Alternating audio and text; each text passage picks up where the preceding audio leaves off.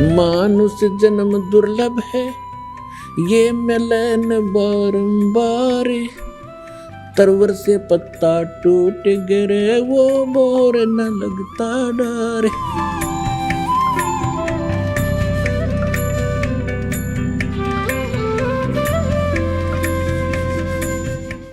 जैसे ये ब्रह्मा कुमारी पंथ है, श्री लेखराज ये सुनार का काम करता था बंबई में, और वहां कोई सत्संग हो रहा था, इनके गुरु सत्संग कर रहे थे। एकदम इसमें कोई और आत्मा आएगी जो कभी किसी जन्म में वो कोई शिव पद पर रहा था, और वो एकदम बेहोश हो गया, यूं आंख लाल लाल होगी, फिर बोलने लगा शिव हम, मैं शिव हूं, मैं शिव। और भूत बोला। अब जैसे बताऊं, एक बार एक गांव का सरपंच मर गया, भूत बन गया, और वो आके किसी में प्रवेश करके बोले और बैठ के कुर्सी पर नो, मैं सरपंच हूँ फलाना, आओ इधर कराओ साइन मेरे। अब वो अब भी अपने आप को सरपंच मान रहा था।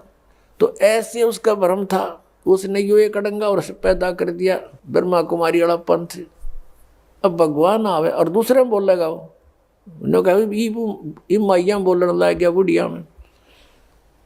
भगवान ने किसी के बॉडी की जरूरत नहीं है, उसका सहयोग लेकर उसमें बोले तो काल का विधान है, स्वयं भी ऐसे ही बोलता है, और इसके देवता भी ऐसे ही किसी में प्रवेश करके बोलते हैं।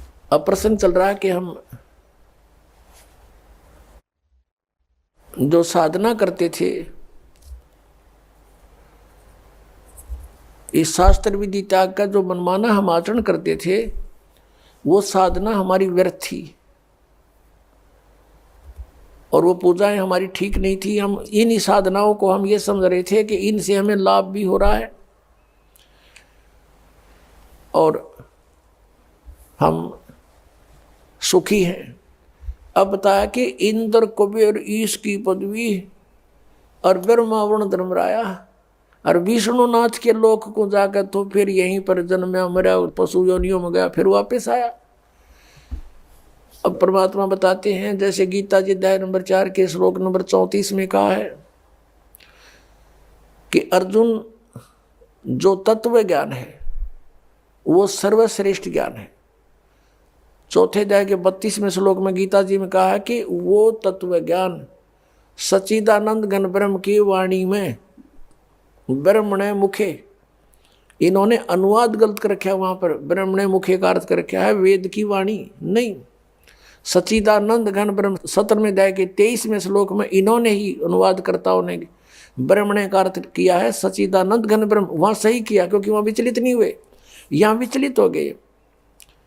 तो यहाँ इसका अर्थ है कि जो धार्मिक अनुष्ठानों, यज्ञों की जानकारी, यज्ञ कहो धार्मिक अनुष्ठान कहो, इनकी विशेष विस्तृत जानकारी सच्चिदानंद घन ब्रह्म ने अपने मुख से आकर बोली होती है। ब्रह्म ने मुखे, मुख से, और उस वाणी में जो कुछ लिखा है विस्तृत वर्णन, वो तत्व ज्ञान है। और उस तत्व ज्ञान को तत्वदर्शी संतों के पास जाकर समझ, चौथे अध्याय के 32 और 34 का निष्कर्ष है ये।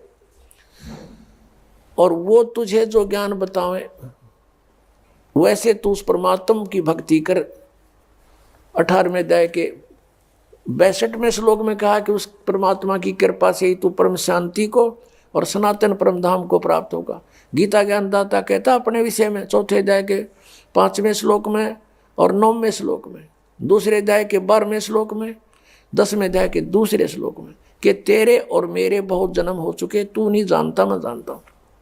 इससे सिद्ध है कि ब्रह्म की साधना ये ब्रह्म है। और 8वें अध्याय के 13वें श्लोक में कहता है मेरा ओम मंत्र है, नथिंग एल्स। तो इस गीता ज्ञानदाता की साधना ओम नाम के जाप से करने से साधक भी जन्म मृत्यु में, और ये भगवान भी जन्म मृत्यु में, प्रभु भी, स्वामी भी। इसलिए ये कह रहा है कि उस तत्व ज्ञान को जानने वाले तत्वदर्शी संत को खोज, फिर वो बताओ वैसे साधना कर। 15वें अध्याय के 1 से लेकर 4 में स्पष्ट किया है कि तत्वदर्शी संत वो होगा जो उल्टे लटके संसार रूपी वृक्ष के सभी विभागों को पत्तों सहित बता देगा, जानता है। उसके पश्चात परमेश्वर के उस परम पद की खोज करनी चाहिए। 15वें अध्याय के 4 श्लोक में कहा है, उस परमेश्वर के परम पद की खोज करनी चाहिए, जहां जाने के बाद साधक फिर लौटकर कभी संसार में नहीं आते। और यहां बता रहे हैं कि इंद्र कुबेर ईश की पदवी ब्रह्मा वरुण धर्मराया और विष्णुनाथ के पुर को जाकर तो फिर भी वापस आया। ये क्या साधना खा करी तुमने? कहते तुमने वो वास्तविक way of worship, real way of worship नहीं प्राप्त हुई, शास्त्र अनुकूल यथार्थ साधना तुम्हें प्राप्त ना हुई, जिस कारण से एती उम्र बुलंद मरेगा अंतरे, सतगुरु लगे न कान न भेंटे वो संतरे। किस कारण से तुम ऐसे जन्म मृत्यु में लंबी लंबी उम्र पाकर भी भटक रहे हो कि तुम्हें वो तत्वदर्शी संत नहीं मिले।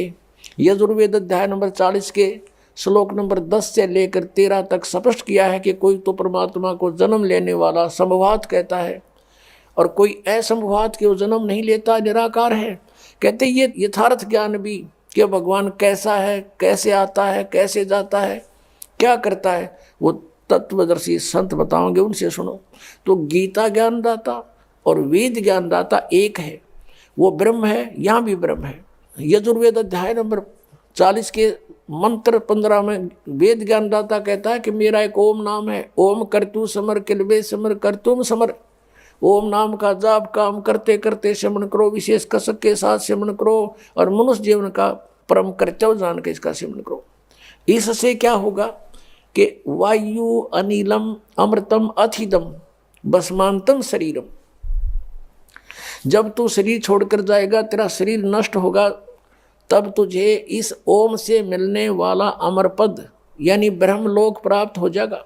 यजुर्वेद 40वें अध्याय के 17वें श्लोक में स्पष्ट कर दिया।